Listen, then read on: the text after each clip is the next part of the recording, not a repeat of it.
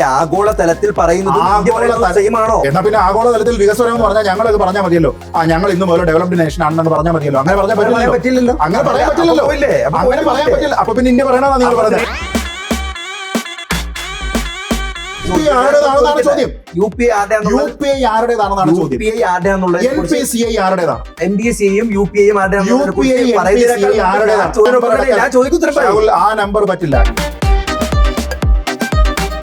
Voting മെഷീനിൽ തിരിമറി നടത്താൻ പറ്റും എന്നതിൽ തർക്കമൊന്നുമില്ലല്ലോ ആർക്കും. വോട്ടിംഗ് മെഷീൻ, തെരഞ്ഞെടുപ്പ് പോളിംഗ് ബൂത്തിൽ ഇരിക്കുന്ന വോട്ടിംഗ് മെഷീനിൽ നിങ്ങൾക്ക് തിരിമറി നടത്താൻ പറ്റില്ല. വികസിത രാജ്യങ്ങളായിട്ടുള്ള അമേരിക്ക അല്ലെങ്കിൽ ബ്രിട്ടൻ പോലുള്ളവർക്ക് ഇന്നും ബാലറ്റ് പേപ്പർ തന്നെ തുടരുന്ന ഒരു സാഹചര്യം ഉണ്ടാകുമ്പോൾ പിന്നെ വികസിത രാജ്യങ്ങളിൽ പലരും ചെയ്തിട്ടില്ലാത്ത ഒരു കാര്യമാണ് ചന്ദ്രന്റെ അപ്പുറത്തെ സൈഡിൽ പോയി ലാൻഡ് ചെയ്യുന്നത്. ഇന്ത്യ ചെയ്തിട്ടുണ്ട്. അപ്പോൾ എന്ത് പറയും? നിങ്ങൾ ഇന്ത്യയിൽ കാണുന്നത് പോലെ വാസ്റ്റ് ആയിട്ടുള്ള കോടിക്കണക്കിന് ആൾക്കാരെ കേറ്റർ ചെയ്യുന്ന ഡിജിറ്റൽ പേയ്മെന്റ് സംവിധാനങ്ങൾ വികസിത രാജ്യങ്ങളിൽ ഇല്ല. ഇന്ത്യയിലുണ്ട്. വലതുപക്ഷ നിരീക്ഷകനാണോ? ഞാൻ പറഞ്ഞ ഞാൻ രാഷ്ട്രീയ നിരീക്ഷകനാണ്. പക്ഷം നിങ്ങൾ ആരോപിച്ചോളൂ, അതിന് ഞാൻ മറുപടി പറയാം. ഞാനൊരു വിഷയത്തിൽ ഒരു നിലപാടെടുക്കും. ആ നിലപാട് വലതുപക്ഷക്കാരെടുത്താലും ഇടതുപക്ഷക്കാരെടുത്താലും എനിക്ക് ഞാനും മീഡിയ വണ്ണും തമ്മിലുണ്ടായിരുന്ന ആ പ്രശ്നമുണ്ട്. അതായത് ചർച്ചയ്ക്ക് കുറച്ച് സമയം മുമ്പ് അതെ വലതുപക്ഷ നിരീക്ഷകനെന്ന് നിങ്ങളുടെ ഡെസിഗ്നേഷൻ വെക്കാൻ പറ്റുള്ളൂ, മാനേജ്മെന്റ് ഡിസിഷനാണ്. അത് മാനേജ്മെന്റ് അല്ലല്ലോ തീരുമാനിക്കുന്നത്. ഹൗ ഐ ഐഡന്റിഫൈ മൈസെൽഫ് എന്നുള്ളത് എന്റെ ചോയ്സാണ്. BJP-ക്കാണോ? കഴിഞ്ഞ BJP-യുടെ സംസ്ഥാന പ്രസിഡന്റ് എന്നെ കോൺഗ്രസ്സുകാരനെന്ന് വിളിച്ചു. ഈ RSSന്റെ ഐഡിയോളജി എന്ന് പറയുന്നത് രണ്ട് മതങ്ങളെയും ഒരു പ്രസ്ഥാനത്തെയും എതിർക്കുക എന്നുള്ളതാണ് വർഷങ്ങളായിട്ടുള്ള അവരുടെ. ഞാൻ RSSന്റെ ആശയങ്ങളോട് യോജിക്കുകയോ RSSന്റെ ഭാഗമായിട്ടുള്ള ആളല്ല. അവർക്ക് ഏറ്റവും കൂടുതൽ ശാഖകളും മറ്റുള്ളത് കേരളത്തിലാണ്. അതെ. എന്നാൽ അത് പൊളിറ്റിക്കലി ട്രാൻസ്ലേറ്റ് ചെയ്തിട്ടില്ല എന്ന് വെച്ചാൽ തന്നെ അതിന്റെ RSS എല്ലായ്പ്പോഴും BJP-ക്ക് വോട്ട് ചെയ്യണമെന്ന് നിർബന്ധവും അവർക്കില്ല. കഴിഞ്ഞ 15 വർഷമായിട്ട് മോദി അല്ലെങ്കിൽ 2014 മുതൽ 2029 വരെയുള്ള ടേം അദ്ദേഹത്തിന് കിട്ടുകയാണെങ്കിൽ ആ 15 വർഷം ഇന്ത്യയിലുള്ള ബഹുഭൂരിപക്ഷം ജനങ്ങളും വർഗീയവാദികളായതുകൊണ്ടല്ല BJP-ക്ക് വോട്ട് ചെയ്യുന്നു. ഇപ്പോഴത്തെ RSS-നെതിരെയുള്ള ഏറ്റവും വലിയൊരു പ്രശ്നം എന്ന് പറയുന്നത് ഈ പള്ളികളുടെ അകത്ത് പോയിട്ട് ഹിന്ദു ക്ഷേത്രങ്ങളുടെ അത്തരത്തിലുള്ള ചെയ്തികൾ ചെയ്യുന്നതിന് അന്നും RSS-ന് ഒരു മടിയില്ല. മുസ്ലിം ന്യൂനപക്ഷങ്ങൾക്കെതിരായിട്ട് ഹിന്ദുത്വർ വന്ന് മുദ്രാവാക്യം വിളിക്കുന്ന അത്തരത്തിലുള്ള കുറെ സമീപനങ്ങൾ, അതൊക്കെ നമ്മുടെ ഈ ജനാധിപത്യ മതേതരത്വ രാജ്യത്തിൽ അംഗീകരിക്കാൻ കഴിയുന്നതാണ്. ബാബറി മസ്ജിദ് പൊളിച്ചിരിക്കുന്നത് അംഗീകരിക്കാൻ കഴിയുന്നതാണോ എന്ന് ചോദിച്ചു കഴിഞ്ഞാൽ അംഗീകരിക്കാൻ കഴിയുന്നതല്ല. നിയമപരമായിട്ട് അങ്ങനെ ചെയ്യാനുള്ള റൈറ്റ് അവർക്കില്ല. ആ കാര്യത്തിൽ ഒരു തർക്കവുമില്ല. നമ്മുടെ ഭരണഘടന, നമ്മുടെ നാട്ടിലെ നിയമങ്ങൾ, ആ സമ്പ്രദായം അനുസരിച്ച് നമ്മൾ പോവുക. അതിനെതിരെ നിൽക്കുന്ന ഏതിനെയും അമർച്ച ചെയ്യേണ്ടതാണെങ്കിൽ ബലം ഉപയോഗിക്കുക. CPM ഏറ്റവും കൂടുതൽ എതിർക്കുന്ന മൗദൂദി എന്ന് പറഞ്ഞ് ഏറ്റവും കൂടുതൽ എതിർക്കുന്ന മീഡിയ വണ്ണിനെയും ഈ ജമാഅത്ത് ഇസ്ലാമി എന്ന് പറയുന്ന സംഘടനയാണല്ലോ. ജമാഅത്ത് ഇസ്ലാമി എന്ന് പറയുന്നത് മതരാഷ്ട്രവാദം ഉന്നയിക്കുന്ന ഒരു സംഘടന. പിന്നെ എന്തിനാണ് UDF? അത് UDF-ന് ഗുണം ചെയ്യുമോ? VD സതീശനൊക്കെ കട്ടയ്ക്ക് സപ്പോർട്ട് ചെയ്യുക. ജമാഅത്തെ ഇസ്ലാമി മതരാഷ്ട്രവാദമുള്ള സംഘടനയല്ല എന്ന് പറയുന്നത് രണ്ടാണ്. ഒന്ന് പൊളിറ്റിക്കൽ പൊസിഷനും, രണ്ട് വെള്ളപൂശൽ. വെള്ളപൂശൽ എന്ന് പറയുന്നത് ഗുണം ചെയ്യില്ല.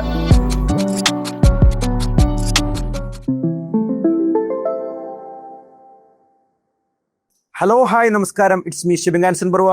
Welcome back to our another episode of gallery vision media. Channel ചർച്ചകളിലെ ഗർജിക്കുന്ന സിംഹം, വലതുപക്ഷ രാഷ്ട്രീയത്തിന്റെ കേരളത്തിലെ ഏറ്റവും പ്രധാനപ്പെട്ട ഒരു വക്താവ് എന്ന് വേണമെങ്കിൽ പറയാം. എന്നാൽ BJP-ക്കാരാണോ എന്ന് ചോദിച്ചാൽ ഒരിക്കലും ഒരു BJP-ക്കാരല്ല താനും. വേറെ മറ്റാരുമല്ല, നമ്മുടെ ഏറെ പ്രിയപ്പെട്ട ശ്രീജിൽ പണിക്കരാണ് അതിഥിയായിട്ടിരിക്കുന്നത്. സ്വാഗതം. കറക്റ്റ് അല്ലേ ഇൻട്രോ? BJP-ക്കാരനാണോ? അല്ല, അത് BJP-ക്കാരനാണെങ്കിൽ BJP-ക്കാർ പറയണ്ടേ BJP-ക്കാരനാണെന്ന് പറയണ്ടേ? അതെ. കഴിഞ്ഞ BJP-യുടെ സംസ്ഥാന പ്രസിഡന്റ് എന്നെ കോൺഗ്രസ്സുകാരനെന്ന് വിളിച്ചു. പിന്നെ ഞാനെങ്ങനെ BJP-ക്കാരനാ?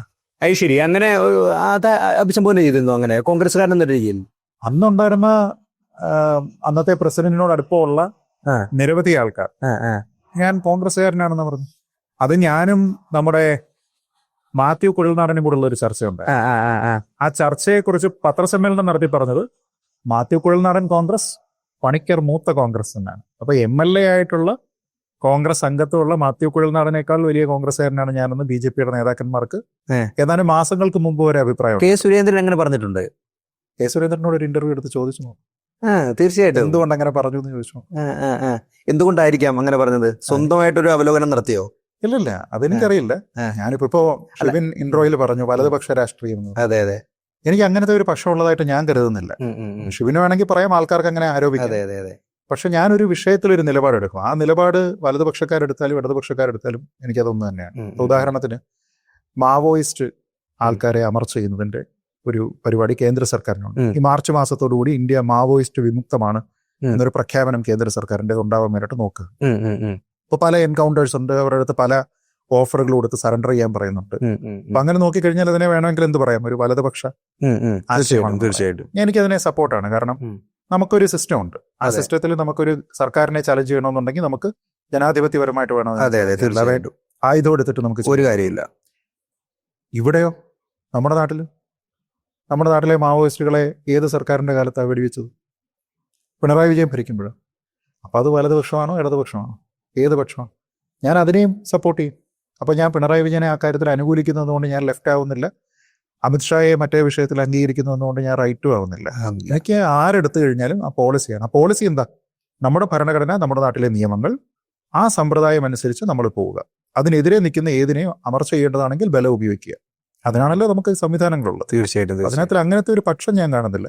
അതിന് മറ്റവർ വിളിക്കുന്നത് എന്താണെന്ന് വെച്ച് കഴിഞ്ഞാൽ അവരുടെ അടുത്ത് ഒരു ഇന്റർവ്യൂ വിളിച്ച് ചോദിക്കുക. പക്ഷേ എന്നിരുന്നാൽ പോലും നമ്മുടെ സോഷ്യൽ മീഡിയ പ്ലാറ്റ്ഫോമുകളിൽ അല്ലെങ്കിൽ മുഖ്യധാരാ മാധ്യമങ്ങളിൽ പ്രധാനമായിട്ടും വലതുപക്ഷ നിരീക്ഷകൻ എന്നൊരു ലേബലാണ് സീതേട്ടന് ഞാൻ എല്ലായിടത്തും കണ്ടിട്ടുള്ളത്. അതിപ്പോൾ മുഖ്യധാരാ മാധ്യമങ്ങളാണെങ്കിലും സോഷ്യൽ മീഡിയ പ്ലാറ്റ്ഫോമുകളും എല്ലായിടത്തും അതിനെ അംഗീകരിക്കുന്നത് വലതുപക്ഷ നിരീക്ഷകനാണോ? അല്ല, അങ്ങനെ അവർ വെക്കാറില്ല. അല്ല, വലതുപക്ഷ നിരീക്ഷകൻ നല്ല ആദ്യം വെച്ചിരുന്നു, മാറ്റി ശേഷം പിന്നീട് ആരും അത് വെക്കാറില്ല. രാഷ്ട്രീയ നിരീക്ഷകൻ, സാമൂഹ്യ നിരീക്ഷകൻ അങ്ങനെ മാത്രമേ വെക്കാറുള്ളൂ, അല്ലാതെ അവർ വെക്കാറില്ല. കാരണം ഒരു പക്ഷം എന്ന് പറയുന്നത് നമ്മളെ ഐഡന്റിഫൈ ചെയ്യുന്നതാണ്. അതായത് നിങ്ങൾക്ക് വേണമെങ്കിൽ, ഞാൻ പറഞ്ഞ പോലെ ഇപ്പൊ ഷിബിന് വേണമെങ്കിൽ എന്നെ ആരോപിക്കാം, നിങ്ങൾ വലതുപക്ഷമാണ്. ഞാനിരിക്കുന്ന ഒരു ചർച്ചയിൽ വേണമെങ്കിൽ ഒരു ആങ്കറിന് അല്ലെങ്കിൽ അപ്പുറത്തിരിക്കുന്ന ഒരു പാനലിസ്റ്റിന് വേണമെങ്കിൽ ആരോപിക്കാം നിങ്ങൾ വലതുപക്ഷമാണ് എന്ന്. അപ്പൊ എനിക്ക് ഇതിനോട് റെസ്പോണ്ട് ചെയ്യാൻ പറ്റും. ഇപ്പൊ ഞാൻ ഷിബിനോട് മറുപടി പറഞ്ഞതുപോലെ എനിക്ക് റെസ്പോണ്ട് ചെയ്യാനുള്ള ഒരു ഓപ്പർച്യൂണിറ്റി ഉണ്ട്. തീർച്ചയായിട്ടും. അപ്പൊ റെസ്പോണ്ട് ചെയ്യാൻ ഓപ്പർച്യൂണിറ്റി ഇല്ലാതെ ഞാൻ വന്നിരിക്കുന്ന സമയത്ത് തന്നെ വലതുപക്ഷ നിരീക്ഷകൻ എഴുതി വെച്ചിട്ടാണ് ഞാൻ വന്നിരിക്കുന്നത് എങ്കിൽ അത് ചാനലിന്റെ അഭിപ്രായമാണ്. അത് ഞാൻ അംഗീകരിക്കണമെന്നില്ല. ഞാൻ പറഞ്ഞ ഞാൻ രാഷ്ട്രീയ നിരീക്ഷകനാണ്, പക്ഷം നിങ്ങൾ ആരോപിച്ചോളൂ, അതിന് ഞാൻ മറുപടി പറയാം. പക്ഷെ നിങ്ങൾ അങ്ങനെ എഴുതി വെച്ചിട്ട് ഞാൻ വന്നിരിക്കുകയാണെങ്കിൽ നാളെ നിങ്ങൾ തീവ്ര വലതുപക്ഷ നിരീക്ഷകൻ എഴുതി കഴിഞ്ഞാൽ ഞാനത് സമ്മതിക്കേണ്ടി വരും. അതിന്റെ മറ്റന്നാൾ എനിക്ക് ഫാഷിസ്റ്റ് എന്ന് എഴുതി വെച്ച് കഴിഞ്ഞാൽ എനിക്ക് എതിർക്കാൻ പറ്റില്ല. അപ്പൊ ഞാൻ പറയും, നിങ്ങൾ ആ കാറ്റഗറി സബ് കാറ്റഗറിയിലേക്ക് പോകാതെ ഇത് വെക്കുക, ബാക്കി നിങ്ങൾ ചർച്ചയിൽ പറയൂ, നമുക്ക് അവിടെ വെച്ച് സംസാരിക്കാം. അതല്ലേ വന്നു. അതാണ് അതിന്റെ ഒരു മാന്യമായ ഒരു വശം അത് തന്നെയാണ്. അപ്പോ എന്താ പറഞ്ഞു തന്നെ മാറ്റിച്ചാണോ വലതുപക്ഷ നിരീക്ഷകൻ എനിക്ക് വെക്കരുത് എന്ന് ഏതെങ്കിലും ചാനലോട് പറയേണ്ട സാഹചര്യം ഉണ്ടായിട്ടുണ്ടോ? മീഡിയ വൺ, ഞാനും മീഡിയ വണ്ണും തമ്മിലുണ്ടായിരുന്ന ആ പ്രശ്നം അതായിരുന്നു. അത് മീഡിയ വണ്ണിന് അതിന്റെ തലേന്നത്തെ ചർച്ചയിൽ വരെ എന്നെ രാഷ്ട്രീയ നിരീക്ഷകൻ വെക്കുന്നതിന് അവർക്ക് ഒരു പ്രശ്നം ഉണ്ടായിരുന്നു. പക്ഷെ പെട്ടെന്ന് ഒരു ദിവസം എൻ്റെ അടുത്ത് അവര് ചർച്ചയ്ക്ക് വിളിക്കുന്നു, ഞാൻ ചർച്ചയ്ക്ക് എഗ്രി ചെയ്യുന്നു. എഗ്രി ചെയ്തതിനു ശേഷം ചർച്ചയ്ക്ക് കുറച്ച് സമയം മുമ്പ് എന്നെ വിളിച്ചിട്ട് അവർ പറയുകയാണ്, അതെ വലതുപക്ഷ നിരീക്ഷകൻ എന്നേ നിങ്ങൾ ഡെസിഗ്നേഷൻ വെക്കാൻ പറ്റുള്ളൂ, മാനേജ്മെന്റ് ഡിസിഷനാണ്. അത് മാനേജ്മെന്റ് അല്ലല്ലോ തീരുമാനിക്കുന്നത്. ഹൗ ഐ ഐഡന്റിഫൈ മൈസെൽഫ് എന്നുള്ളത് എന്റെ ചോയ്സ് ആണ്. തീർച്ചയായും എന്തൊക്കെ വേണമെങ്കിൽ അത് പറയാം, അതിന്റെ മറുപടി ഞാൻ അവിടെ പറയും. അങ്ങനെയാണെങ്കിൽ നാളെ നിങ്ങൾ വേറൊന്ന് എഴുതി വെച്ച് കഴിഞ്ഞാൽ ഞാൻ അതും ആവേണ്ടി വരുമല്ലോ. അത് പാനലിസ്റ്റ് ഞാൻ വന്നിരിക്കണമെങ്കിൽ ഞാൻ പറയുന്ന രീതിയിൽ ചെയ്യാമെങ്കിൽ നിങ്ങൾക്ക് ആരോപിക്കാം, നിങ്ങളുടെ സ്വാതന്ത്ര്യം, നിങ്ങളുടെ അഭിപ്രായം എനിക്ക് പറയാം. പക്ഷെ നിങ്ങളുടെ ലേബൽ ഞാൻ അംഗീകരിക്കണം എന്ന് പറഞ്ഞാൽ കാര്യമില്ല. പറഞ്ഞല്ല, ഞങ്ങളുടെ പോളിസിയാണ്. അതിലൊരു രസമുണ്ട്. ഞങ്ങളുടെ പോളിസിയാണ്, ഞങ്ങൾ എല്ലാവരെയും ഇനിയും അവരുടെ പൊളിറ്റിക്കൽ സ്പെക്ട്രത്തിൽ അവർ എവിടെ നിൽക്കുന്നു എന്നതിനെ പറ്റിയാണ് ഞങ്ങൾ ഇനി പറയുക. അപ്പൊ ഞാൻ പറഞ്ഞപ്പോ നിങ്ങളുടെ അഭിപ്രായമല്ലേ, അയാളുടെ അഭിപ്രായമാണ് എഴുതുന്നതെങ്കിൽ ഓക്കെ, അല്ലല്ല അത് മാനേജ്മെന്റ് ഡിസിഷൻ ആണ്. ഞാൻ പറഞ്ഞില്ല, അങ്ങനെ ഞാൻ ഇരിക്കില്ല. നിങ്ങൾ അതിൽ ചർച്ചയിൽ ആരോപിച്ചാൽ ഞാൻ അവിടെ മറുപടി പറയും, പക്ഷെ ഈ ലേബലിൽ വന്ന് ഞാൻ അവിടെ ഇരിക്കില്ല എന്ന് പറഞ്ഞ് ഞാൻ ആ ചർച്ച ബഹിഷ്കരിച്ചു. അതേ സമയത്ത് ഞാനൊരു ലൈവ് ചെയ്തു, അതന്ന് ന്യൂസ് ആയിരുന്നു, വലിയ ചർച്ചാ വിഷയമായിരുന്നു അല്ലേ. രസം എന്താണെന്ന് വെച്ചാൽ അത് കഴിഞ്ഞതിന് ശേഷം അതിന്റെ തൊട്ടടുത്ത ആഴ്ച മീഡിയ വണ്ണിൽ മറ്റൊരു ചർച്ച വന്നു. ആ ചർച്ചയിൽ ഞാനില്ല, അതിൽ അഡ്വക്കേറ്റ് ജയശങ്കർ ഉണ്ട്. ജയശങ്കർ രാഷ്ട്രീയ നിരീക്ഷകൻ. നമ്മുടെ റഹീമും ഉണ്ട്. അപ്പൊ ഞാനും റഹീമും കൂടി സ്ഥിരം ചർച്ചകളിൽ കോർത്തോണ്ടിരുന്നു. പക്ഷെ അന്ന് ചരിത്രത്തിൽ ആദ്യമായി റഹീം എന്നെ പിന്തുണച്ചു. അതായത് ജയശങ്കറിന്റെ പേരിന് താഴെ എഴുതിയിരിക്കുന്നത് രാഷ്ട്രീയ നിരീക്ഷകൻ എന്നാണ്. അപ്പൊ ഈ ചോദ്യം വന്നപ്പോഴത്തെ ഒരു ചോദ്യം, വിഷയ സംബന്ധിയായിട്ടുള്ള ഒരു ചോദ്യം റഹീമിനോട് വന്നപ്പോ റഹീം പറഞ്ഞു, അതിലേക്ക് വരുന്നതിന് മുമ്പ് എനിക്ക് മീഡിയ വണ്ണിനോട് ഒരു കാര്യം പറയാനുണ്ട്. നിങ്ങൾ ശ്രീജിത്ത് പണിക്കരോട് കാണിച്ചത് കടുത്ത അനീതിയാണ്. അപ്പൊ ആങ്കർ കിളി പോയിരിക്കുകയാണ്, എന്താ സംഭവം? പുള്ളി പറഞ്ഞു, നിങ്ങൾ ശ്രീജിത്ത് പണിക്കരെ കഴിഞ്ഞ ദിവസത്തെ ചർച്ചയിൽ അദ്ദേഹം ഒഴിവാകാൻ കാരണം അദ്ദേഹത്തിന്റെ രാഷ്ട്രീയം എവിടെയാണ് എന്നതിനെ കുറിച്ച് നിങ്ങൾ പറയും എന്ന് കരുതിയിട്ടാണ്. അപ്പൊ വലതുപക്ഷ നിരീക്ഷകൻ എന്നെ അദ്ദേഹത്തിനെ വിളിക്കൂ എന്നാണ് പറഞ്ഞിരുന്നത്. അപ്പൊ അത് പറ്റില്ല എന്ന് പറഞ്ഞിട്ട് അദ്ദേഹം പോയി. പക്ഷെ ഇന്ന് നോക്കൂ, നിങ്ങൾ ജയശങ്കറിന്റെ പേരിന്റെ താഴെ രാഷ്ട്രീയ നിരീക്ഷിച്ചിട്ടുള്ളൂ. ഞാനത് പക്ഷം എഴുതി ഓർക്കുന്നുണ്ടാവും. അപ്പൊ എന്നിട്ട് പുതിയ ആരോപിക്കുന്നത് ജയശങ്കറിനെ നിങ്ങൾ വലതുപക്ഷ നിരീക്ഷണം എന്ന് എഴുതണം. ജയശങ്കറിന്റെ CPI അല്ല പറയുന്നത്, ജയശങ്കറിനെയും വലതുപക്ഷ നിരീക്ഷണം. അപ്പൊ അത് നിങ്ങൾക്ക് വെക്കാൻ വയ്യ എങ്കിൽ നിങ്ങൾ ശ്രീജിത്തിനോട് കാണിച്ചത് കടുത്ത അനീതിയാണ് എന്ന് പുള്ളി എന്ന് ക്വസ്റ്റ്യൻ ചെയ്യുകയും ചെയ്തു. അതെനിക്ക് തോന്നുന്നു ഒരു പക്ഷത്ത് നിന്ന അതെനിക്ക് തോന്നുന്നതെന്നറിയോ, ഈ ശത്രുവിന്റെ ശത്രുമിത്രം ആയിരിക്കാം. അതാണ് സംഭവം. അത് സംഭവം അതായത് CPM ഏറ്റവും കൂടുതൽ എതിർക്കുന്ന മൗദൂദി എന്ന് പറഞ്ഞ് ഏറ്റവും കൂടുതൽ എതിർക്കുന്ന ഈ മീഡിയ വണ്ണിനെയും ഈ ജമാഅത്ത് ഇസ്ലാമി എന്ന് പറയുന്ന സംഘടനയാണല്ലോ. നമ്മൾ സ്വാഭാവികമായിട്ട് മീഡിയ വൺ എന്ന് പറയുന്ന ഒരു ചർച്ച വന്നതുകൊണ്ട് നമുക്ക് ഞാൻ ക്വസ്റ്റ്യൻ ഇങ്ങനെ എഴുതി വെച്ച് വായിക്കുന്ന ആളല്ല കേട്ടോ. നമ്മൾ പറയുന്നതുമായിട്ട് ബന്ധപ്പെടുത്തി ഇങ്ങനെ സംസാരിച്ചു പോവുകയാണ് എൻ്റെ ഒരു പോഡ്കാസ്റ്റിന്റെ രീതി. അപ്പോൾ മീഡിയ വണ്ണിന്റെ ചർച്ച വന്നതുകൊണ്ട് തന്നെ നമുക്ക് ജമാഅത്തെ ഇസ്ലാമി ഇന്ന് വലിയ ചർച്ചാ വിഷയമാണ്. ജമാഅത്തെ ഇസ്ലാമി എന്ന് പറയുന്ന സംഘടന ഒരു ഇസ്ലാമിക സംഘടനയാണ്. അത് മതരാഷ്ട്രവാദം ഉന്നയിക്കുന്ന ഒരു സംഘടനയാണ് എന്നതിൽ വല്ല സംശയമുണ്ടോ? ഇല്ല. ഞാനൊരു ഇസ്ലാം മതവിശ്വാസിയാണ്. എനിക്ക് യാതൊരുവിധ സംശയമില്ല. ജമാഅത്ത് ഇസ്ലാമി എന്ന് പറയുന്നത് മതരാഷ്ട്രവാദം ഉന്നയിക്കുന്ന ഒരു സംഘടന. പിന്നെ എന്തിനാണ് UDF? അത് UDFന് ഗുണം ചെയ്യുമോ അതോ, അതായത് VD സതീശനൊക്കെ കട്ടയ്ക്ക് സപ്പോർട്ട് ചെയ്യുക, അതായത് ജമാഅത്ത് ഇസ്ലാമി സപ്പോർട്ട് ചെയ്താൽ ഞങ്ങൾ സപ്പോർട്ട് മേടിക്കും, അത് കുഴപ്പമില്ല, ആർക്കും ഇഷ്ടമുള്ളവർക്ക് വോട്ട് ചെയ്യാം. പക്ഷേ അവരെ അനുകൂലിച്ചുകൊണ്ട് ഒരു നിലപാടെടുക്കുമ്പോൾ അത് ഇപ്പുറത്ത് നെഗറ്റീവ് ഇമ്പാക്റ്റ് അല്ലേ ഉണ്ടാക്കുന്നു എന്ന് ചിന്തിക്കാതെ അത് UDFന് ഗുണം ചെയ്യുമോ? ഈ ജമാഅത്ത് ഇസ്ലാമിയായിട്ടുള്ള ഈ ബന്ധം ഗുണം ചെയ്യില്ല എന്ന് ഞാൻ കരുതുന്നതിന്റെ കാരണം, ഇപ്പൊ നമുക്കറിയാം ഈ ലോക്കൽ ബോഡി ഇലക്ഷൻസ് കഴിഞ്ഞപ്പോഴേക്കും UDFന് അനുകൂലമായിട്ടുള്ള ഒരു രാഷ്ട്രീയ സാഹചര്യം കേരളത്തിലുണ്ട്. അപ്പൊ അതിനെ കൂടുതൽ ഒരു ഈവൻ സ്റ്റേറ്റിലേക്ക് വീണ്ടും കൊണ്ടുവരാനും ഈ ചർച്ച വീണ്ടും UDFന് അഗെയിൻസ്റ്റ് ആയി വരാനും, എന്നാൽ അവിടെ പിടിച്ചിട്ട് CPMന് കയറാനുള്ള ഒരു പിടിവള്ളിയാണ് സത്യത്തിൽ സതീശൻ അവിടെ കൊടുത്തിരിക്കുന്നത്. ഒരിക്കലും ഒരു ആവശ്യം ഉണ്ടായിരുന്നു. ഇനി അഥവാ നിങ്ങൾക്ക് ജമാഅത്തെ ഇസ്ലാമിയുമായിട്ട് എന്തെങ്കിലും ബന്ധമുണ്ടെങ്കിൽ, നിങ്ങളൊരു ഷാർപ്പ് ഷ്രൂഡ് പൊളിറ്റീഷ്യൻ ആണെങ്കിൽ നിങ്ങൾ തന്നെ അണ്ടർ ദ കാർപ്പറ്റ് വെക്കും. നിങ്ങളൊരു ധാരണയും കാര്യങ്ങളും ഒക്കെ നിരവധി ആൾക്കാരുമായിട്ട് ഉണ്ടാക്കും. അതേപോലെ ചെയ്യുക എന്നതിനപ്പുറത്തേക്ക് അദ്ദേഹം ഇവിടെ ചെയ്തത് എന്താ? പൊതുമധ്യത്തിൽ ജമാഅത്തെ ഇസ്ലാമിയെ ന്യായീകരിക്കുകയാണ്. പറഞ്ഞാൽ അവര് സപ്പോർട്ട് തരുന്നു, ജനാധിപത്യമാണ്, ആർക്ക് വേണമെങ്കിലും ഞങ്ങൾക്ക് പിന്തുണ ഓഫർ ചെയ്യാം, ആർക്കും വോട്ട് ചെയ്യാം, അവർക്ക് വോട്ടവകാശമുണ്ട്, അവർ ഞങ്ങൾക്ക് വോട്ട് ചെയ്ത് കഴിഞ്ഞാൽ ഞങ്ങൾ ആ വോട്ട് സ്വീകരിക്കും എന്ന് പറയുന്നതും ജമാഅത്തെ ഇസ്ലാമി മതരാഷ്ട്രവാദമുള്ള സംഘടനയല്ല എന്ന് പറയുന്നത് രണ്ടാണ്. തീർച്ചയായും. ഒന്ന് പൊളിറ്റിക്കൽ പൊസിഷനും, രണ്ട് വെള്ളപൂശലുമാണ്. ഈ വെള്ളപൂശൽ എന്ന് പറയുന്നത് ഗുണം ചെയ്യില്ല. അതിന് കാരണമുള്ളത് സമസ്ത മുസ്ലിം സംഘടനയാണ്. തീർച്ചയായിട്ടും. സമസ്ത എവിടെ നിൽക്കുന്നത്? സമസ്ത പറയുന്നത് ജമാഅത്തെ ഇസ്ലാമി മതരാഷ്ട്രവാദമുള്ള സംഘടനയാണ്. അപ്പോ സതീശൻ ഇവരുടെ കേരളത്തിലെ അമീർ പറഞ്ഞപ്പോഴത്തേക്ക് ഇവരിതെല്ലാം മാറ്റിയിട്ടുണ്ട് എന്ന് പറയുന്ന ഒരു വാദത്തിലേക്ക് പോയെങ്കിൽ എന്തുകൊണ്ട് സമസ്തയ്ക്ക് ഇത് ബോധ്യപ്പെടാത്തത്? മതരാഷ്ട്രവാദമുള്ള ഒരു സംഘടനയുടെ മതരാഷ്ട്രവാദം ഏത് വിഷയത്തിലാണ്, മതത്തിനെ അവരെങ്ങനെ ഉപയോഗിക്കുന്നു, എങ്ങനെയാണ് ശരീഅത്ത് എന്ന് പറയുന്നതിനെ പൂർണ്ണമായ നിയമമാക്കുന്നത്, അള്ളാഹുവാണ് ഇതിനകത്തിലെ ഏറ്റവും പ്രധാനപ്പെട്ട സോവറിൻ, അല്ലാതെ സ്റ്റേറ്റ് അല്ല, ജനങ്ങളല്ല എന്ന ഒരു ചിന്ത അവർക്കുണ്ടെങ്കിൽ അത് മനസ്സിലാക്കാൻ കഴിയുന്നത് സമസ്തയ്ക്കാണോ സതീശനാണ്? സമസ്തയ്ക്കാണ്. സമസ്ത പറയുന്നു ഇത് ശരിയല്ല എന്ന്. അപ്പൊ അതെങ്ങനെ ചേർന്ന് പോകും? ഞാൻ പറയുന്നത്, ഒരാളിന്റെ ഭരണഘടനയുണ്ടല്ലോ. ഏതൊരു സംഘടനയ്ക്കും രാഷ്ട്രീയ പാർട്ടിക്കും ഒരു ഭരണഘടനയുണ്ട്. ജമാഅത്തെ ഇസ്ലാമിക്കും ഭരണഘടനയുണ്ട്. ജമാഅത്തെ ഇസ്ലാമിയുടെ ഭരണഘടന അവരുടെ വെബ്സൈറ്റിൽ അവൈലബിൾ ആണ്. അതെടുത്ത് നോക്കൂ. ദൈവികമായിട്ടുള്ള ഒരു രാജ്യത്തിന് വേണ്ടിയിട്ടാണ് അവർ ശ്രമിക്കുക. ദൈവികമായിട്ടുള്ള ഒരു ഭരണമല്ലല്ലോ. നമുക്ക് അംഗീകരിക്കാൻ പറ്റും. നമ്മൾ മതേതരത്വ നിലപാടുള്ള ഒരു വ്യക്തിക്ക് ഒരിക്കലും ജമാഅത്ത് ഇസ്ലാമിയുടെ നിലപാടുകളും, അതായത് ഒരു നാണയത്തിന്റെ ഇരുവശം എന്ന് വേണമെങ്കിൽ RSSനെയും ജമാഅത്ത് ഇസ്ലാമിനെയൊക്കെ നമുക്ക് രണ്ടുപേരും ഉന്നയിക്കുന്നത് മതവാദവും മതരാഷ്ട്രവാദവും കാര്യങ്ങളൊക്കെയാണ്. ഒരു ഭാഗത്ത് ഹിന്ദു രാഷ്ട്രമാണ് ഉന്നയിക്കുന്നെങ്കിൽ മറുഭാഗത്ത് ഇസ്ലാമിക രാഷ്ട്രത്തിന് വേണ്ടിയുള്ള അതിലൊരു ചെറിയ ചേഞ്ച് ഉള്ളത് പറയാം. അതായത് RSSന്റെ പ്രിൻസിപ്പിളിൽ ഹിന്ദു രാഷ്ട്രം എന്ന് പറയുന്നത് ഓൾറെഡി ആണ്, അത് എസ്റ്റാബ്ലിഷ് ചെയ്യേണ്ടതില്ല എന്നാണ്. RSSന്റെ നേതാക്കന്മാരോട് ചോദിച്ചാൽ മതി, it is already A Hindu രാഷ്ട്രം. പക്ഷെ അങ്ങനെ അല്ലല്ലോ. അങ്ങനെ നമ്മുടെ മതേതരത്വ ജനാധിപത്യ രാജ്യമല്ലേ. ആ ഹിന്ദു എന്ന് പറയുന്ന ഇവിടുത്തെ കൾച്ചറാണ്. ഈ ഹിന്ദുയിസം എന്ന് പറയുന്നത് ഒരേ സമയം മതവുമാണ് സംസ്കാരവുമാണ്. പക്ഷെ അതുള്ള പലതുമായുള്ള വ്യത്യാസം. പക്ഷെ ഞാൻ പറയാം, മതവുമാണ് സംസ്കാരവുമാണ്. അപ്പൊ അതുകൊണ്ട് എന്ത് ചെയ്യും, ഈ ഹിന്ദു എന്ന് പറയുന്ന ഒരു ലാർജർ അംബ്രല്ലയുടെ ഉള്ളിലേക്ക് സിഖ് വരാറുണ്ട്, ജൈൻ വരാറുണ്ട്, ബുദ്ധിസ്റ്റ് വരാറുണ്ട്.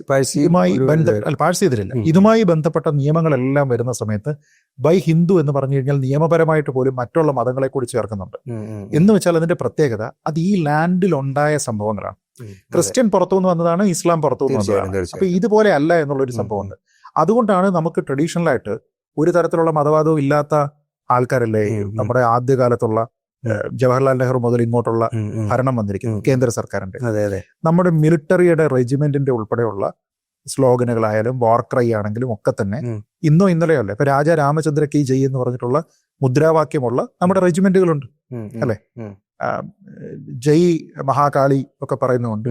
ഇതെല്ലാം ഓരോ നമ്മുടെ റെജിമെന്റുകൾക്ക് എത്രയോ കാലം മുതലുണ്ട്. അപ്പൊ നമ്മുടെ ഇതൊരു സെക്യുലർ സ്റ്റേറ്റ് ആണെന്ന് പറഞ്ഞുകൊണ്ട് ജവഹർലാൽ നെഹ്റുവോ ലാൽ ബഹാദൂർ ശാസ്ത്രിയോ ഒന്നും അതിനെ മാറ്റിയിട്ടില്ല.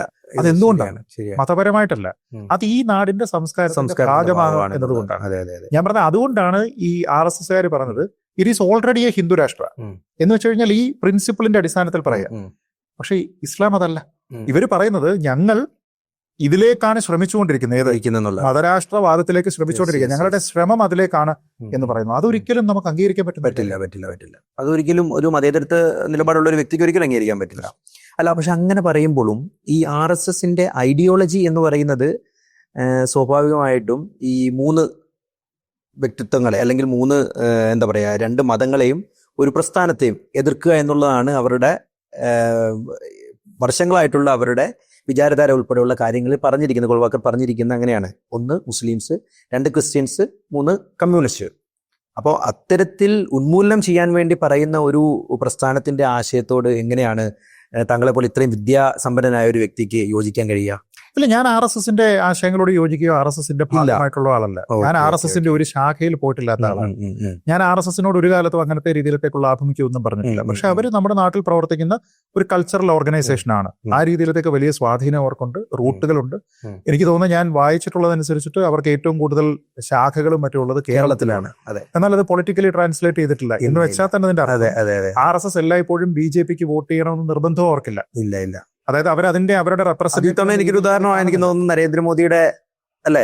നരേന്ദ്രമോദിയുടെ എത്രത്തോളം 5 ലക്ഷത്തിൽ നിന്ന് ഏകദേശം 1.5 ലക്ഷത്തിലേക്ക് കൂപ്പുകുത്തിയത് അതിന്റെ ഒരു ഭാഗമാണെന്നാണ്. അവിടെ മാത്രമല്ല, ഞാൻ പറഞ്ഞത് UP-യിലെ പല സ്ഥലങ്ങളിലും, തീർച്ചയായിട്ടും UP-യിലെ പല സ്ഥലങ്ങളിലും അത് ഉണ്ടായിരുന്നു. അതിന്റെ കാരണവും ഒന്ന് ചർച്ച ചെയ്യപ്പെട്ടിരുന്നു. അതായത് RSS വളരെ പ്രകടമായിട്ട് ഈ ക്യാമ്പയിനിങ്ങിൽ ഇല്ലാതെ മാറിയിരിക്കുകയായിരുന്നു. കാരണം അന്ന് ഒരു സ്റ്റേറ്റ്മെന്റ് JP നഡ്ഡയുടെ ഭാഗത്തു നിന്നുണ്ടായി, RSSന്റെ ബാക്കിംഗ് ഇല്ലെങ്കിലും BJPക്ക് ജയിക്കാൻ കഴിയുന്നു. എന്നാൽ അതൊന്ന് കാണട്ടെ എന്ന രീതിയിലേക്ക് അവർ ചിന്തിച്ചിട്ടുണ്ടാകാനുള്ള സാധ്യതയുണ്ട്. എന്ന് വെച്ചാൽ അവർക്ക് BJPക്ക് വോട്ട് ചെയ്ത് കൊള്ളണം എന്ന് വലിയ നിർബന്ധമൊന്നുമില്ല. അവരെ സംബന്ധിച്ചിടത്തോളം അവരുടെ ഐഡിയോളജി ഉണ്ട്, അവരുടേതായിട്ടുള്ള ലക്ഷ്യങ്ങളുണ്ട്. ആ ലക്ഷ്യ പൂർത്തീകരണത്തിന് വേണ്ടിയിട്ട് അവർ ശ്രമിക്കുന്നു എന്നുള്ളത് മാത്രമേ ഉള്ളൂ. അപ്പൊ RSSന്റെ ഐഡിയോളജിയെ ഫേവർ ചെയ്യുന്നതിനോ ഏതെങ്കിലും ഒരു സമയത്ത് ഗോൾവൽക്കറെ ഫേവർ ചെയ്തിട്ടോ അങ്ങനെയൊന്നും ഞാൻ സംസാരിച്ചിട്ടില്ല ഒരിടത്തും. അത് അവരുടെ രീതിയാണ്, അവരുടെ കൾച്ചറാണ്. പക്ഷെ അത് പറയുമ്പോഴും നമ്മൾ നോക്കേണ്ടത് ഇന്നത്തെ കോണ്ടെക്സ്റ്റിൽ അവർ പറയുന്ന സമയത്ത് വിചാരധാരയിൽ അന്ന് പറഞ്ഞിരുന്ന പല കാര്യങ്ങളും ഇന്ന് പ്രിന്റിലില്ല എന്ന് പറയുന്നു. അതായത് ആ കാര്യങ്ങൾ വേണ്ടതല്ല എന്ന രീതിയിലത്തേക്ക് അവർ ചിന്തിച്ചു വരുന്ന ഒരു സാധനമുണ്ട്. പിന്നെ ഇപ്പോഴത്തെ RSSനെതിരെയുള്ള ഏറ്റവും വലിയൊരു പ്രശ്നം എന്ന് പറയുന്നത് ഈ പള്ളികളുടെ അകത്ത് പോയിട്ട് ഹിന്ദു ക്ഷേത്രങ്ങളുടെ ബാക്കി എന്തെങ്കിലും ഉണ്ടോ അത് ചെയ്യാൻ പാടില്ല എന്ന് പറഞ്ഞിരിക്കുന്നത് മോഹൻ ഭഗവത്താണ്. തീർച്ചയായും ഓരോ പള്ളിയുടെയും അടിയിൽ ഒരു എന്നാണ് അദ്ദേഹം പറയുന്നത്. അപ്പൊ അങ്ങനെ പറയുന്ന ആൾക്കാരുണ്ട്. പക്ഷെ എന്നെ സംബന്ധിച്ചിടത്തോളം അതൊരു വ്യത്യസ്തമായിട്ടുള്ള ഒരു കാഴ്ചപ്പാടാണ്. എന്നെ സംബന്ധിച്ചിടത്തോളം അയോധ്യ ക്ഷേത്രമാണോ കൂടുതൽ പ്രാധാന്യമുള്ളത്, അതോ എന്റെ നാട്ടിലുള്ള ഒരു ക്ഷേത്രം ഏതെങ്കിലും ഒരു ഇസ്ലാം ഭരണകാലത്ത് കൺവേർട്ട് ചെയ്യപ്പെട്ടിരിക്കുന്നതാണെങ്കിൽ ഒരുപക്ഷെ എനിക്ക് ഇമോഷണൽ അറ്റാച്ച്മെന്റ് അതിനോടായിരിക്കും. തീർച്ചയായും. അപ്പൊ അങ്ങനെയാണെങ്കിൽ എനിക്ക് ലീഗലായിട്ട് ഞാൻ അവിടെ പോയി ഇത് തല്ലി തകർക്കണമെന്നല്ല, എനിക്ക് ലീഗലായിട്ട് കേസ് കൊടുക്കുന്നതിനുള്ള റൈറ്റ് എനിക്കുണ്ട്. അതുള്ള ഒരു രാജ്യത്താണല്ലോ നമ്മൾ ജീവിക്കുന്നത്. അപ്പൊ അങ്ങനെയാണെങ്കിൽ എനിക്ക് ആ വിഷയത്തിൽ മോഹൻ ഭഗവത്തിനോട് വ്യത്യാസമുണ്ട്. അതായത് RSSന്റെ ഇതിനോട് ഞാൻ യോജിക്കണമെന്നില്ല. അപ്പൊ എന്ന് പറഞ്ഞാൽ ഞാൻ തീവ്ര ഫാഷിസ്റ്റ് ആണെന്ന് പറയുന്നത് കാര്യമില്ല. അല്ല, എങ്കിൽ പോലും ഞാൻ ചോദിക്കുന്നത് ഈ ഇപ്പോൾ നമ്മൾ പറഞ്ഞു വന്ന ആ ഒരു പ്രധാനപ്പെട്ട ഒരു വിഷയം ബാബരി മസ്ജിദ് പൊളിച്ച വിഷയവുമായിട്ട് ബന്ധപ്പെട്ട് നമ്മളിപ്പോൾ സംസാരിച്ചു. അപ്പോൾ അത്തരത്തിലുള്ള ചെയ്തികൾ ചെയ്യുന്നതിന് അന്നും RSSന് ഒരു മടിയില്ല, ഇന്നും RSSന് യാതൊരു വിധ മടിയില്ല. എനിക്കൊന്ന് കാശി ക്ഷേത്രത്തിൻ്റെയൊക്കെ വേണ്ടി ഇപ്പോഴും പൊരുതിക്കൊണ്ടിരിക്കുകയാണ്. ഇപ്പോഴും എനിക്ക് തോന്നുന്നു ഇന്നലെ ഇസ്ലാമിക നിയമപ്രകാരം ഇന്നലെ വന്ന ന്യൂസാണ്, തറാവീഹ് നിസ്കരിക്കുന്ന ഉത്തരാഖണ്ഡിലാണെന്ന് തോന്നുന്നു, തറാവീഹ് നമസ്കാരം നിസ്കരിക്കുന്ന മുസ്ലിം ന്യൂനപക്ഷങ്ങൾക്കെതിരായിട്ട് ഹിന്ദുത്വർ വന്ന് മുദ്രാവാക്യം വിളിക്കുന്ന അത്തരത്തിലുള്ള കുറേ സമീപനങ്ങൾ, അതൊക്കെ നമ്മുടെ ഈ ജനാധിപത്യ മതേതരത്വ രാജ്യത്തിൽ അംഗീകരിക്കാൻ കഴിയുന്നതാണോ? അയോധ്യയിൽ നടന്നിരിക്കുന്നത് അല്ലെങ്കിൽ ബാബറി മസ്ജിദ് പൊളിച്ചിരിക്കുന്നത് അംഗീകരിക്കാൻ കഴിയുന്നതാണോ എന്ന് ചോദിച്ചു കഴിഞ്ഞാൽ അംഗീകരിക്കാൻ കഴിയുന്നതല്ല. കാരണം അത് നിയമപരമായിട്ട് അങ്ങനെ ചെയ്യാനുള്ള റൈറ്റ് അവർക്കില്ല. ആ കാര്യത്തിൽ ഒരു തർക്കവുമില്ല. അത് നിയമമാണ്, നമ്മുടെ നാട്ടിലെ നിയമമാണ്. ജനാധിപത്യം കശാപ്പ് ചെയ്യപ്പെട്ട ദിവസം എന്നാണ് പറയപ്പെടുന്നത്. ഈ പിന്നെ ചരിത്രത്തിലെ ബ്ലാക്ക് ഡേ ആണ് എന്ന രീതിയിലത്തേക്കുള്ള പല കാര്യങ്ങളുണ്ട്. അപ്പൊ അത് നിയമപരമായിട്ട് സാധ്യതയുള്ളതാണോ എന്ന് ചോദിച്ചു കഴിഞ്ഞാൽ സാധ്യതയുള്ളതല്ല. ഇപ്പൊ നമ്മൾ BJPയുടെ ഏതെങ്കിലും ഒരു നേതാവിനെ വിളിച്ചു നിർത്തി ചോദിച്ചിട്ട് അത് നിയമപരമായി സാധ്യതയുള്ളതാണോ എന്ന് ചോദിച്ചാൽ കേന്ദ്രത്തിലുള്ള ഒരു മന്ത്രിയോട് ചോദിച്ചു, അവർക്കതിനെ സപ്പോർട്ട് ചെയ്യാൻ കഴിയില്ല. കാരണം അത് നിയമത്തിനെ കയ്യിലെടുക്കുന്നു എന്നതിന് തുല്യമായിട്ടുള്ള ഒരു കാര്യമാണ്. കാരണം അവിടെ ഒരു പള്ളി നിപ്പുണ്ടായിരുന്നു, ആ പള്ളിയെ അവിടെ തകർത്തു എന്ന് പറയുന്നത് നിയമപരമല്ല. ഏത് നിയമത്തിലാണ് അത് സാധൂകരിക്കാൻ കഴിയുക? അങ്ങനെ ഒരു സംഭവമില്ല. നിയമപരവുമല്ല, മാനുഷിക മൂല്യം വെച്ച് നോക്കുമ്പോൾ അത് മാന്യവുമല്ല, ധാർമ്മികമല്ല. ധാർമ്മികമല്ല. നിയമപരം അല്ലാത്തത് ധാർമ്മികമാവാൻ പറ്റില്ല. അപ്പൊ അത് അവിടെ തന്നെ പ്രശ്നമാണ്. ഞാൻ പറഞ്ഞത് പിന്നീട് വന്നിരിക്കുന്ന കാശിയിലെയോ മധുരയിലെയോ വിഷയങ്ങൾ അങ്ങനെയല്ല. അവിടെ പൊളിക്കാൻ പോയിട്ടില്ല. ഞാൻ നേരത്തെ പറഞ്ഞതുപോലെ എന്റെ വീടിനടുത്തൊരു ക്ഷേത്രം ഉണ്ടെങ്കിൽ ആ ക്ഷേത്രവുമായി ബന്ധപ്പെട്ട് എനിക്ക് ഇമോഷണൽ കണക്ട് ഉണ്ടെങ്കിൽ അവിടുത്തെ ഹിന്ദു ഡൈറ്റിയെ പിന്നെ റിട്ടേൺ ചെയ്യുക എന്നുള്ളതാണ് എന്റെ ആവശ്യമെങ്കിൽ എനിക്ക് കേസ് കൊടുക്കാനുള്ള ഒരു സ്വാതന്ത്ര്യം ഉണ്ടെന്ന് തീർച്ചയായിട്ടും നിയമപരമായി മുന്നോട്ട് പോകാമല്ലോ. അവിടെ ഗ്യാൻബാബിയിൽ നടന്നിരിക്കുന്നതും മധുരയിൽ നടക്കുന്നതും എല്ലാം തന്നെ ലീഗലായിട്ടുള്ള കാര്യങ്ങളാണ്. അതായത് കേസ് കൊടുക്കുന്നു, കോടതിയോടെ സർവേ ഓർഡർ ചെയ്യുന്നു, സർവേയുടെ ലിസ്റ്റ് വരുന്നു, പിന്നീട് ASI വരണോ എന്നുള്ളത് നോക്കുന്നു, അതിനുശേഷമുള്ള നിയമപരമായിട്ടുള്ള കാര്യമാണ്. അതിന് പൂർണ്ണമായിട്ടും ഞാൻ സപ്പോർട്ടാണ്. പൊളിക്കുന്നതല്ല, നിയമപരമായിട്ടാണ്. നിയമപരം എന്ന് പറയുമ്പോൾ രണ്ടാൾക്കാർക്ക് ഒരേപോലെ പവർ കിട്ടും. അതെ, പൊളിക്കുക എന്ന് പറയുമ്പോൾ നിങ്ങൾ ഏകാധിപത്യപരമായിട്ട് നിങ്ങൾ ചെയ്യുകയാണ്, അവിടെ ഡിഫെൻഡ് ചെയ്യാൻ ആളില്ല, അല്ലേ? തീർച്ചയായിട്ടും. പക്ഷേ കേസാണെന്നുണ്ടെങ്കിൽ നിങ്ങളെ കക്ഷിയാക്കും, നിങ്ങൾക്ക് നോട്ടീസ് അയക്കും, നിങ്ങൾക്ക് എന്റേതാണ് ഇവിടെയുള്ള ഒറിജിനൽ അവകാശം എന്ന് സ്ഥാപിക്കാനായിട്ടുള്ള ലീഗൽ അവന്യൂസ് കിട്ടും.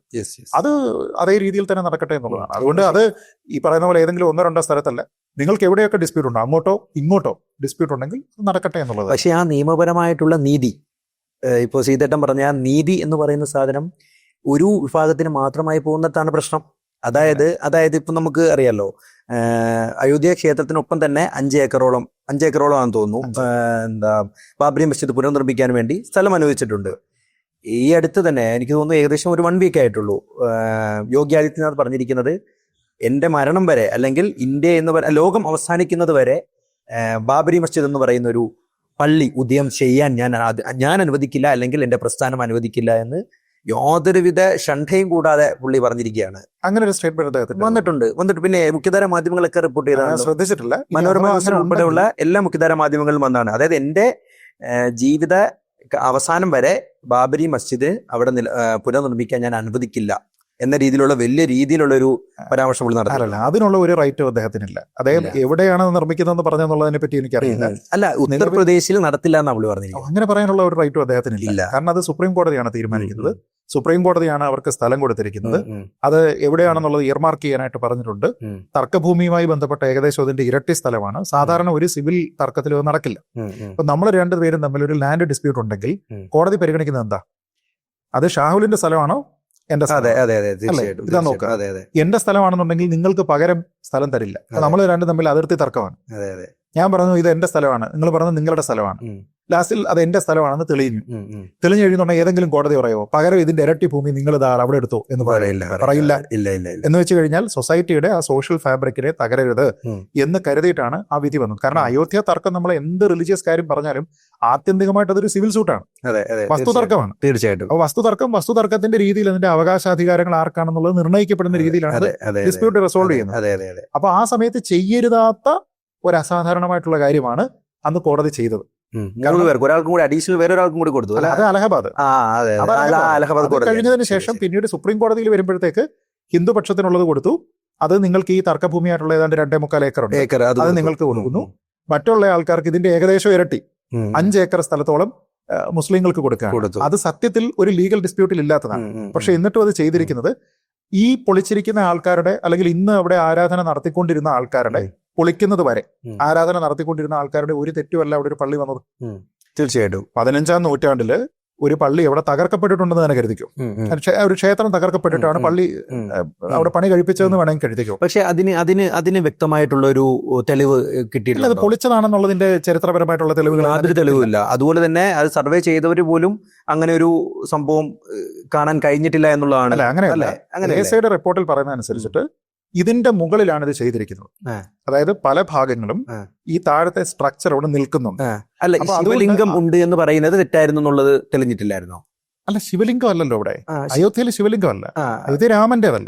അല്ല, അവിടെ അതുമായിട്ട് ബന്ധപ്പെട്ട് രാമന്റെ ക്ഷേത്രവുമായിട്ട് ബന്ധപ്പെട്ട് അടിയിൽ എന്തോ ഉണ്ട് എന്നുള്ള അയോധ്യയിലുള്ളത് കിട്ടിയതാണ്. അതായത് ഇപ്പൊ ഉദാഹരണത്തിന് 10 തലയുള്ള വീരനെ വധിച്ച ബാലിയെ നിഗ്രഹിച്ചവനും 10 തലയുള്ള പിന്നെ ലങ്കേശ്വരനെ വധിച്ചവനുമായ പ്രഭുവിന് സമർപ്പണം എന്നൊക്കെ പറഞ്ഞു. അപ്പൊ ഭാര്യയെ കൊന്നതും ശ്രീരാമനാണ്, രാവണനെ കൊന്നതും ശ്രീരാമനാണ്. അങ്ങനെയുള്ള ലിഖിതങ്ങൾ ഉണ്ടായിരുന്നു. അങ്ങനെയുള്ള ക്ഷേത്ര സംബന്ധിയായിട്ടുള്ള കാര്യങ്ങളെല്ലാം തന്നെ ഇവിടെ ഉണ്ടായിരുന്നു. അതെല്ലാം കിട്ടിയതാണ്. ഞാൻ പറഞ്ഞത് അത് അവിടെ നിൽക്കുമ്പോൾ അതിന്റെ മുകളിലാണ് ഇത് വന്നിരിക്കുന്നത്. അപ്പൊ രണ്ട് ഡിസ്പ്യൂട്ട് വരാം. ഒന്ന്, ഇത് അറിയാതെ അതിന് പുറത്ത് കൺസ്ട്രക്ട് ചെയ്തു, അതായത് ഏതെങ്കിലും കാലത്ത് അത് നശിച്ചു പോയിട്ടുണ്ടാകും, അതിന് പുറത്ത് കൺസ്ട്രക്ട് ചെയ്തു എന്നുള്ള ഒരു വാദം വരാം. രണ്ട്, തകർത്തതിന് ശേഷമാണ് ഇത് നിർമ്മിച്ചിരിക്കുന്നത് എന്ന രീതിയിലുള്ള വാദം വരാം. ഇത് നമുക്ക് സർവേ കൊണ്ട് കണ്ടുപിടിക്കാൻ കഴിയില്ല. കാരണം ഇത് അവിടെ ഫാക്ട് ഈസ് ഇതിന് പുറത്ത് ഒരു സ്ട്രക്ചർ ഉണ്ട്. പൊളിച്ചിട്ടാണോ നാച്ചുറലി പൊളിഞ്ഞതിന് പുറത്ത് ചെയ്തിരിക്കുന്നതാണോ എന്നുള്ളത് പ്രൂവ് ചെയ്യാൻ കഴിയില്ല. അതുകൊണ്ടാണ് അങ്ങനത്തെ രീതിയിലേക്ക് അത് പറഞ്ഞത്. പക്ഷെ കാരണം എന്തായാലും സപ്പോസ് 16-ാം നൂറ്റാണ്ട് മുതൽ അവിടെ പ്രാർത്ഥന എന്നുവരെ ഇസ്ലാമിക ആചാരപ്രകാരം ഉണ്ടായിരുന്നോ? അവർക്കതൊരു പള്ളിയായിരുന്നല്ലോ. അതെ അതെ. അപ്പൊ ഇന്ന് അത് പൊളിക്കുകയും ആ ക്ഷേത്രത്തിന് വേണ്ടിയിട്ട് അത് കൊടുക്കുകയും ചെയ്താൽ അവിടെ പ്രാർത്ഥിച്ചുകൊണ്ടിരുന്ന ആൾക്കാരുടെ തെറ്റല്ലല്ലോ. അതെ, അവിടുത്തെ പ്രാർത്ഥന ഒരു വ്രതമായി കണ്ടിരുന്ന മുസ്ലിങ്ങളെ സംബന്ധിച്ചിടത്തോളം അവരുടെ തെറ്റല്ല, അവരല്ലത് പള്ളി കൊണ്ട് പണിത്. അതുകൊണ്ടാണ് അവരുടേതായിട്ടുള്ള നാച്ചുറൽ ആയിട്ടുള്ള ഒരു കാര്യം അവിടെ ഉണ്ട് എന്ന് തോന്നിയത് കൊണ്ടാണ് ആ സോഷ്യൽ ഫാബ്രിക്കിന് തടസ്സം ഉണ്ടാകാതിരിക്കാൻ ഇരട്ടി ഭൂമി നിങ്ങൾ മറ്റൊരു സ്ഥലത്തെടുത്തു. പിന്നെ മുസ്ലിങ്ങളെ സംബന്ധിച്ചിടത്തോളം ഇദ്ദേഹത്തിന് അറിയാം, വളരെ സേക്രഡ് ആയിട്ട് കരുതപ്പെടുന്ന പള്ളികൾ വളരെ കുറവാണ്. അങ്ങനെ പ്രത്യേകിച്ചൊരു പള്ളി ഉണ്ടെങ്കിലേ ആരാധന പാടുള്ളൂ എന്നൊരു സംവിധാനം പോലും. അതുകൊണ്ടാണ് കോടതി പറയുന്നത് ഇവർക്ക് അവകാശപ്പെട്ട വൈകാരികമായ താല്പര്യമുള്ള ക്ഷേത്രം അത് അവരുടെ റൈറ്റ്ഫുൾ ആയിട്ട് അവർക്ക് കൊടുത്തിട്ട് പകരം ഈ ഭൂമി ഇവിടെ കൊണ്ടുപോകും.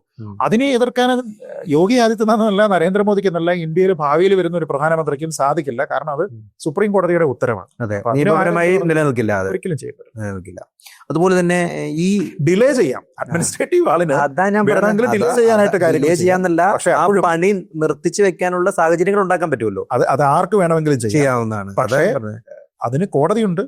കോടതിയിൽ പോയി കഴിഞ്ഞാൽ തോന്നുന്നത് യോഗി ആദിത്യനാഥ് നിയമപരമായിട്ടല്ല അത് പറഞ്ഞിരിക്കുന്നത്, പുള്ളിയുടെ ധാർഷ്ട്യമാണ് പറഞ്ഞിരിക്കുന്നത്. ഞാൻ ഉള്ളിടത്തോളം കാലം നിങ്ങൾ ഈ പറയുന്ന എക്സാക്ട് സ്റ്റേറ്റ്മെന്റ് ഞാൻ കണ്ടിട്ടുണ്ട്. ഞാൻ കണ്ടതിന്റെ സ്ക്രീൻഷോട്ട് എടുത്ത് വെച്ചിട്ട് അങ്ങനെ അദ്ദേഹം പറഞ്ഞിട്ടുണ്ടെങ്കിൽ അദ്ദേഹത്തിന് അത് പറയുന്നത് തെറ്റുമാണ്, അങ്ങനെ ചെയ്യാൻ പാടില്ല.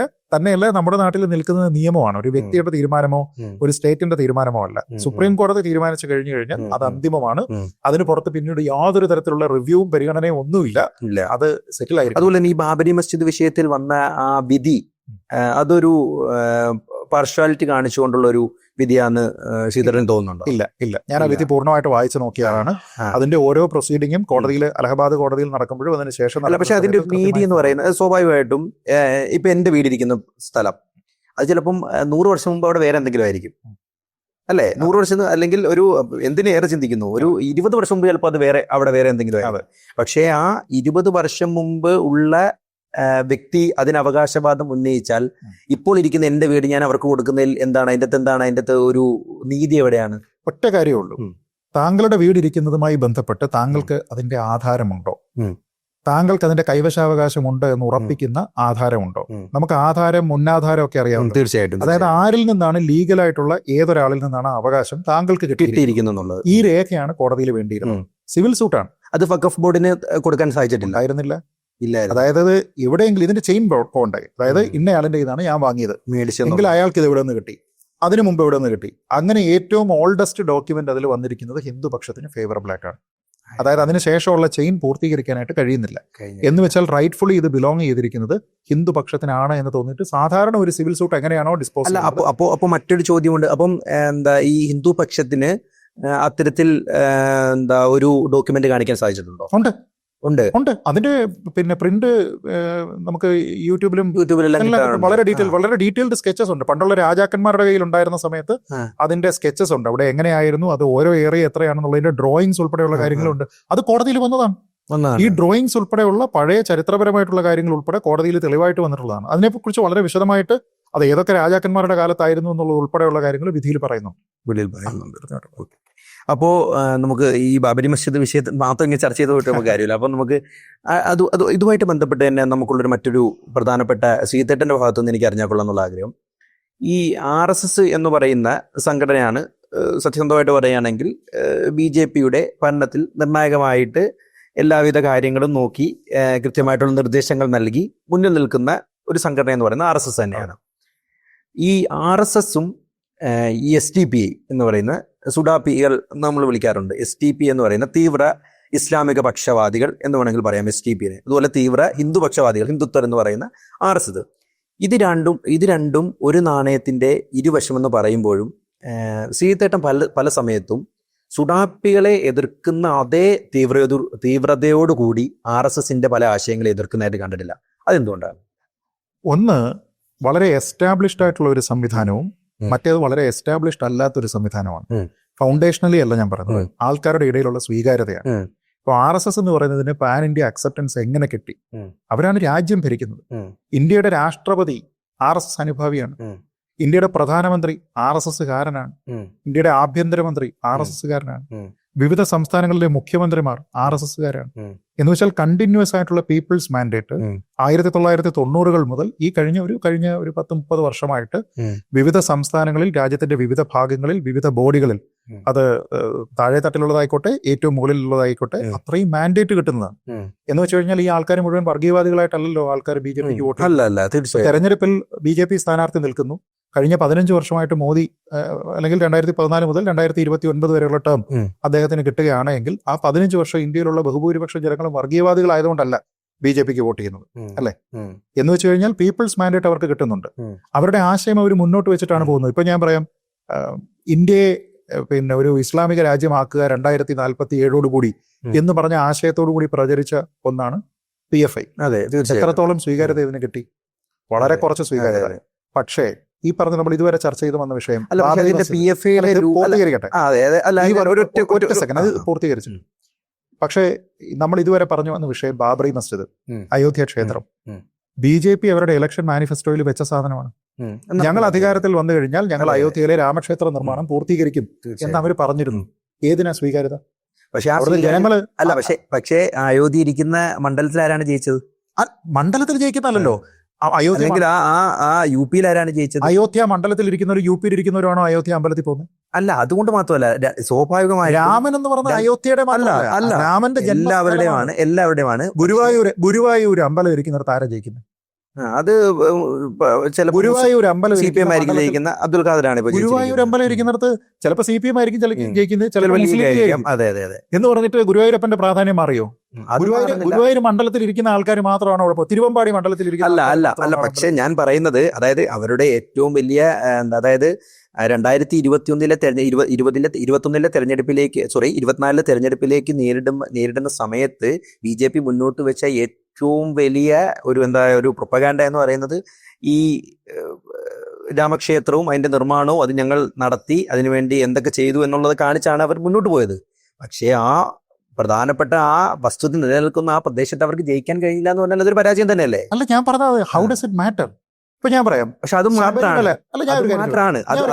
ഗുരുവായൂർ കറക്റ്റാണ്, പറഞ്ഞത് കറക്റ്റാണ്. വേറൊരു ചോദ്യം ചോദിക്കാൻ.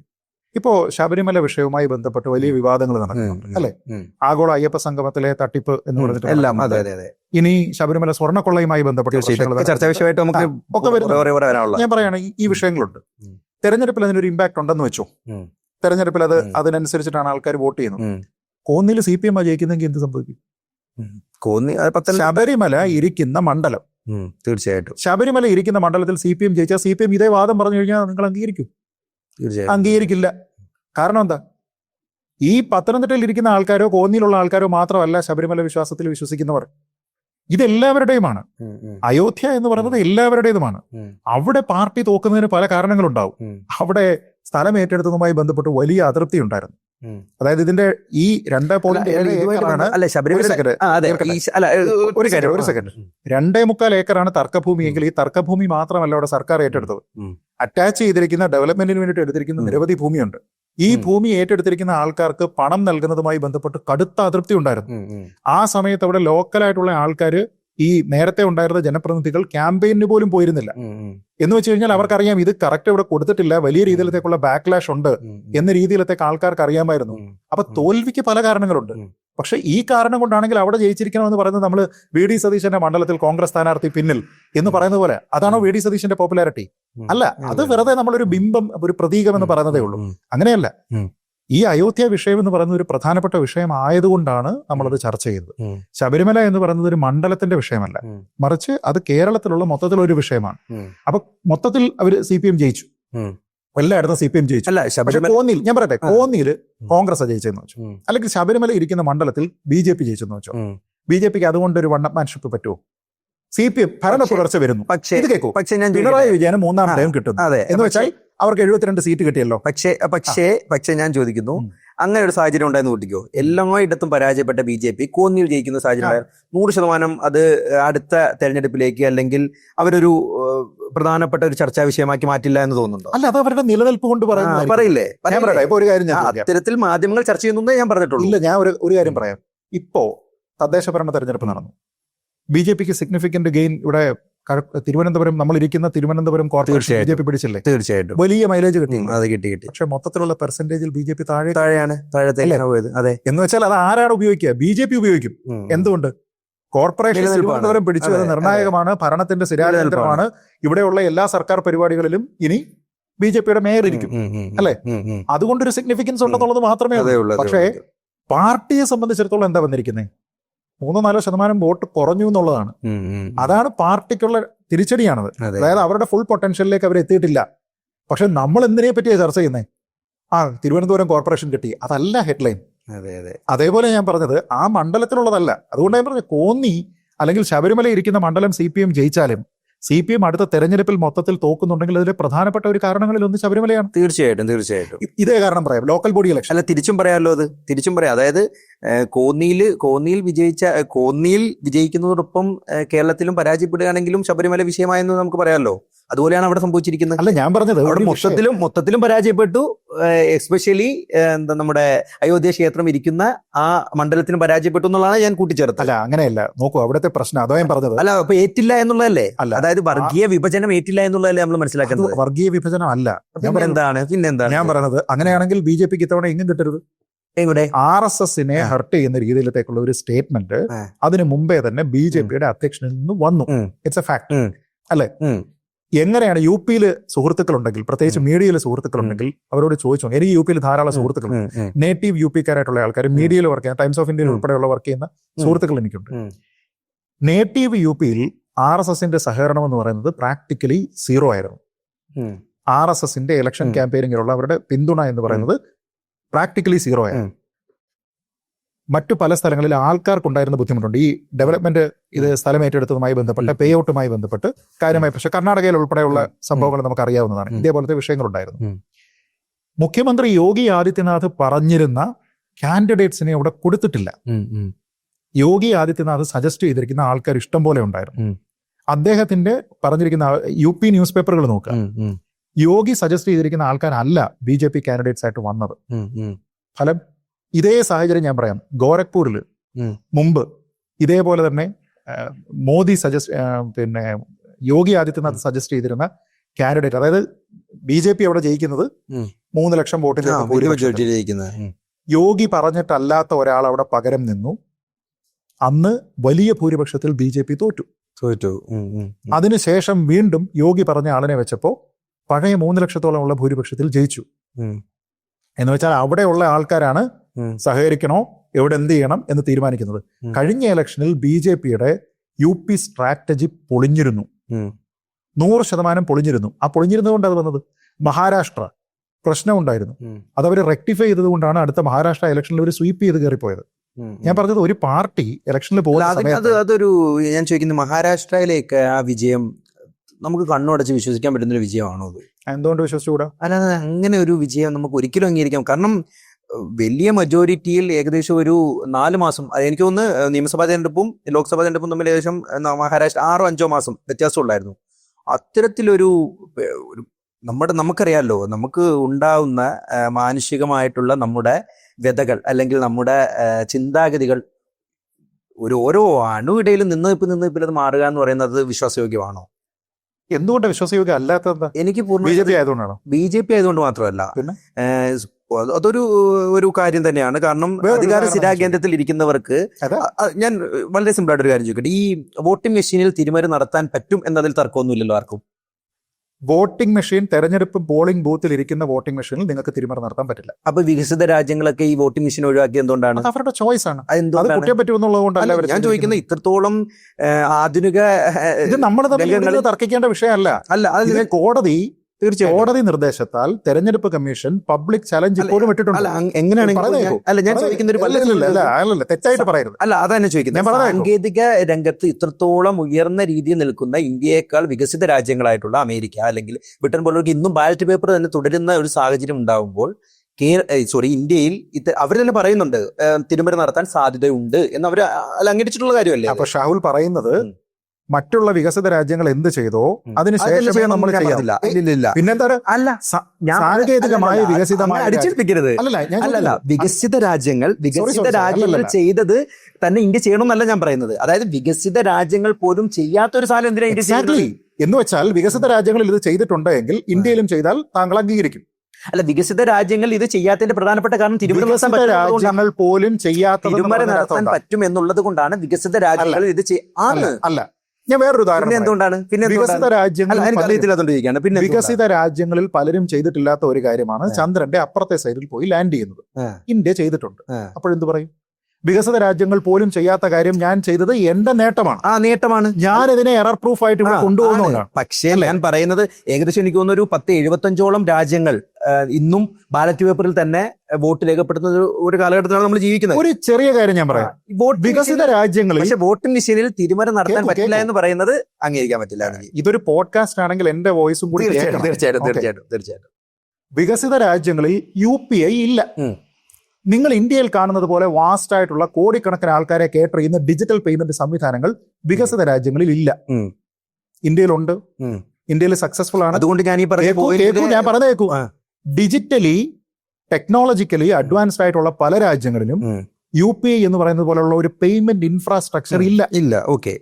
പല ആൾക്കാരും ഇന്ത്യക്ക് വന്ന് പണം നൽകിയിട്ട് ഞങ്ങൾക്ക് ഇതിന്റെ ടെക്നോളജി ട്രാൻസ്ഫർ തരൂ എന്ന് പറയുകയും ഇന്ത്യ ഇത് കൺസിഡർ ചെയ്യുകയും ചെയ്യുന്നുണ്ട്. വികസിത രാജ്യങ്ങളിൽ ഇല്ലാത്തത് കൊണ്ട് ഇന്ത്യയിൽ നടത്തിയത് കൊണ്ട് ടെക്നോളജിക്കലി നമ്മൾ സുപ്പീരിയർ അല്ല ഇൻഫീരിയർ ആണെന്നാണ് ഞാൻ ചോദിക്കുന്നത്. നിങ്ങൾക്ക് സെക്യൂർ ആയിട്ട് സേഫ് ആയിട്ട് പേയ്മെന്റ് നടത്താനായിട്ട് UPI പറ്റുമെന്ന് തെളിയിച്ചിട്ടുണ്ടോ ഇല്ലയോ? തീർച്ചയായിട്ടും ഉണ്ട്, സാധിക്കും. തീർച്ചയായിട്ടും. എന്നാ പിന്നെ എന്താ വികസിത രാജ്യങ്ങളിൽ പറ്റാത്ത എന്താ? പക്ഷെ UPI അല്ല, ഞാൻ ചോദിച്ചത് ജർമ്മനിയിലും ഫ്രാൻസിലും ഇപ്പോൾ തീവ്ര നടത്തിയാലും ജർമ്മനിയിലും ഫ്രാൻസിലും ചോദ്യത്തിന് മറുചോദ്യം അല്ല ഉത്തരം. അല്ലല്ല ഇതൊരു സംവാദമാണ്. ഷാഹുൽ മറുപടി മുട്ടുന്ന സമയത്ത് എന്നെ തടസ്സപ്പെടുത്തില്ല. എന്റെ കണ്ടീഷനാണ്, പ്രീ കണ്ടീഷനാണ്. തീർച്ചയായിട്ടും. വികസിത രാജ്യമായിട്ടുള്ള ജർമ്മനിയിലും വികസിത രാജ്യമായിട്ടുള്ള സ്വിറ്റ്സർലൻഡിലും വികസിത രാജ്യമായിട്ടുള്ള ജപ്പാനിലും അവിടുത്തെ UPI സംവിധാനം പോലെ ഒരെണ്ണം ഇട്ടാൽ അത് സെക്യൂർ അല്ല എന്ന് തോന്നുന്നുകൊണ്ടാണോ അവര് നടത്താത്തത്? അല്ല, അത് അങ്ങനെ ഞാൻ പറഞ്ഞിട്ടില്ല. എന്താണ്? അല്ല, അപ്പൊ UPI അല്ല, അതാണ് ഞാൻ പറയുന്നത്. ഒരു കാര്യം ഞാൻ ചോദിക്കുന്നത് അല്ലല്ല, തീർന്നിട്ടില്ല. എന്റെ വാദം തീർന്നിട്ടില്ല. തീർച്ചയായിട്ടും അത് ഇന്ത്യയിൽ സംസാരിക്കാനുള്ള അവസരം കൊടുത്തു. പിന്നെ തീർച്ചയായിട്ടും ഇന്ത്യയിൽ ഏറ്റവും അഡ്വാൻസ്ഡ് ആയിട്ട് UPI സംവിധാനം പേയ്മെന്റുകൾ ഒരു തരത്തിലുള്ള ഫ്രോഡും ഇല്ലാതെ നടക്കുന്നുണ്ട്. എസ്റ്റാബ്ലിഷ്ഡ് ഉണ്ട്. തീർച്ചയായും ബില്യൺസ് ഓഫ് റുപ്പീസ് ആണ് നമ്മളിവിടെ നടത്തുന്നത്. തീർച്ചയായിട്ടും. അതുകൊണ്ട് സാങ്കേതികമായി അഡ്വാൻസ്ഡ് ആയിരിക്കുന്ന ഇത്രയും പോപ്പുലേഷനെ കേറ്റർ ചെയ്യുക പോലും വേണ്ടാത്ത, ഇതിന്റെ 10-ലൊന്നോ 15-ലൊന്നോ പോപ്പുലേഷൻ പോലും ഇല്ലാത്ത, എന്നാൽ നമ്മളെക്കാൾ ടെക്നോളജിക്കലി അഡ്വാൻസ്ഡ് ആയിട്ടുള്ള വികസിത രാജ്യങ്ങളിൽ UPI പേയ്മെന്റ് സിസ്റ്റം ഇല്ല. അവർക്ക് ഇംപ്ലിമെന്റ് ചെയ്യാൻ സാധിക്കുന്നില്ല. ഇന്ത്യയോട് ടെക്നോളജി ട്രാൻസ്ഫറിന് വേണ്ടിയിട്ട് റിക്വസ്റ്റ് ചെയ്യുന്നു. ആരുടെ ടെക്നോളജിയാണ് സുപ്പീരിയർ എന്ന് നിങ്ങൾ പറയൂ. അല്ല, ഞാൻ പറഞ്ഞു അതിനുശേഷം മറുപടി പറയാം. ആരുടെ ടെക്നോളജിയാണ് superior? Fail proof safe transaction പറയാനായിട്ട് ഷാഹുലിന് കഴിയുന്നില്ല എന്ന് ഞാൻ പറയാം. അനുവദിക്കൂ. അല്ല, ഞാൻ പറയട്ടെ. എന്റെ പോയിന്റ് എന്താ, ശ്രീധട്ടൻ എന്നെ അടിച്ചേൽപ്പിക്കാതെ ഞാൻ പറയുന്നതിന് സമയം തരും എനിക്ക്. അതായത് ഇന്ത്യയുടെ ടെക്നോളജിയാണോ അല്ലെങ്കിൽ വികസിത രാജ്യത്തിന്റെ ടെക്നോളജിയാണോ വലുതെന്നുള്ള അല്ല ഇവിടുത്തെ ചോദ്യം. സമ്മതിക്കില്ല. നുണ പറയരുത്. ഷാഹുലിന്റെ ഒറിജിനൽ വാദം വികസിത രാജ്യങ്ങളിൽ പോലും ഉപയോഗിക്കാത്ത വോട്ടിംഗ് മെഷീൻ നമ്മൾ ഇവിടെ ഉപയോഗിക്കുന്നു എന്നാണ്. അതിന്റെ അർത്ഥം നമ്മളെക്കാൾ ടെക്നോളജിക്കലി അഡ്വാൻസ്ഡ് കൂട്ടിച്ചേർത്തതിനെയാണ് പ്രധാനപ്പെട്ട പോയിന്റ് ഒരു കൂട്ടിച്ചേർത്ത പോയിന്റിനെ അതിലേക്ക് ഞാൻ പറഞ്ഞു. എവിടെ നിന്നാണ് ഈ വികസിത രാജ്യങ്ങൾ വന്നത്? വികസിത രാജ്യങ്ങൾ. എന്നാൽ ഷാഹുലിന് ആ ചോദ്യം ചോദിക്കാമായിരുന്നത്, തട്ടിപ്പ് നടത്താൻ പറ്റുന്ന ഒരു സംവിധാനം എന്തുകൊണ്ട് നമ്മൾ നടത്തി എന്ന് ചോദിക്കണം. വികസിത രാജ്യങ്ങളെ കൊണ്ടുവന്ന എന്തിനാണ് വികസിത രാജ്യങ്ങളെ കൊണ്ടുവന്നത് മാത്രം പറഞ്ഞു. അത് വളരെ കൃത്യമായിട്ടുള്ള ചോദ്യമാണ്. വികസിത രാജ്യങ്ങൾ എന്ന് പറയുന്നത് പല കാര്യത്തിലും അങ്ങനെയാണെങ്കിൽ വികസിത കാര്യങ്ങൾ ഞാൻ പറയാൻ അനുവദിക്കൂ. അതായത് ചോദ്യത്തിന് ഉത്തരം പറയും. തീർച്ചയായിട്ടും വികസിത രാജ്യങ്ങൾ എന്ന് പറയുന്ന ഇപ്പൊ ഈ ബ്രിട്ടൻ ആണെങ്കിലും അമേരിക്ക ആണെങ്കിലും പല കാര്യത്തിലും നമ്മളെക്കാൾ മുമ്പിലാണല്ലോ. അതിന്റെ സംശയമൊന്നുമില്ലല്ലോ. ടെക്നോളജിയിലും മുന്നിലാണ്. ടെക്നോളജിയിൽ എല്ലാ കാര്യത്തിലും മുന്നിലാണ്. അതുകൊണ്ടാണല്ലോ വികസിത രാജ്യം നമ്മൾ വികസിത രാജ്യമായിട്ട് ഇരിക്കുന്നത്. അതിനകത്ത് ഇതുവരെ മാറ്റം വന്നിട്ടില്ല. ഈ 14-15 വർഷം കൊണ്ട് മോദി സർക്കാർ ഭരിക്കുന്ന ഈ സമയം കൊണ്ടും മാറ്റമൊന്നും വന്നിട്ടില്ല. അന്നും ഇന്നും ഇതുപോലെ തന്നെ നമ്മൾ വികസിതരും അവർ വികസിത രാജ്യങ്ങളും ആണല്ലോ. അപ്പോ അത്തരത്തിലുള്ള വികസിത രാജ്യങ്ങളിൽ എന്ന് ഞാൻ അഡീഷണൽ ആയിട്ട് കൂട്ടിച്ചേർത്ത ഒരു പോയിന്റിൽ മാത്രം പിടിച്ചുകൊണ്ടാണ് ഇപ്പം അവിടെ വന്നു എന്നാണ് എന്റെ ചോദ്യം. വികസിത രാജ്യം ഉള്ളതല്ലേ ആണ്. ആ വികസിത രാജ്യങ്ങളിൽ പോലും നടത്താത്ത കാര്യം ഇവിടെ എന്തിനു നടത്തും? ആ വികസിത രാജ്യങ്ങളിൽ പോലും അല്ല, അങ്ങനെയാണ് ചോദ്യം. ഒന്നുകൂടെ കേട്ടു നോക്കൂ. വികസിത രാജ്യങ്ങളിൽ പോലും സ്വീകരിക്കാത്ത വോട്ടിംഗ് മെഷീൻ എന്തിന് ഇന്ത്യയിൽ എന്ന് ചോദിച്ചാൽ, നമ്മളെക്കാൾ ടെക്നോളജിക്കലി സുപ്പീരിയർ ആയിട്ടുള്ള ധാരാളം പണമുള്ള സെൽഫ് സഫീഷ്യന്റ് ആയിട്ടുള്ള രാജ്യങ്ങൾ അവർ പോലും സ്വീകരിക്കാത്ത ഒരു കാര്യം നമ്മൾ എന്തിനെടുക്കുന്നു എന്ന് ചോദിച്ചാൽ, എന്റെ തിരിച്ചുള്ള ചോദ്യമാണ് ഞാൻ പറഞ്ഞത്. അവർക്കില്ലാത്ത UPI എന്ന് പറയുന്ന ടെക്നോളജി അവരുടെ പോപ്പുലേഷന്റെ 10-15 മടങ്ങോ ഉള്ള ഒരു രാജ്യത്ത് ഒരു തരത്തിലുള്ള ഫ്രോഡ് ഇല്ലാതെ സക്സസ്ഫുള്ളി കാണിച്ചു വന്നിരിക്കുന്ന മോഡൽ നമുക്കുണ്ട്, അവർക്കില്ല. അപ്പൊ അതുകൊണ്ട് മറ്റു രാജ്യങ്ങൾക്കുണ്ടോ ഇല്ലയോ എന്നുള്ളത് എന്റെ രാജ്യത്തിന്റെ കേപ്പബിലിറ്റിയുടെ ചിഹ്നമല്ല.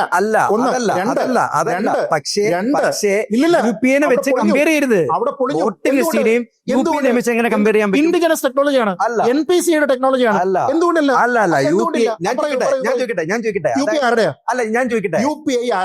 UPI ആരുടെയാണെന്നുള്ളതിനേക്കാൾ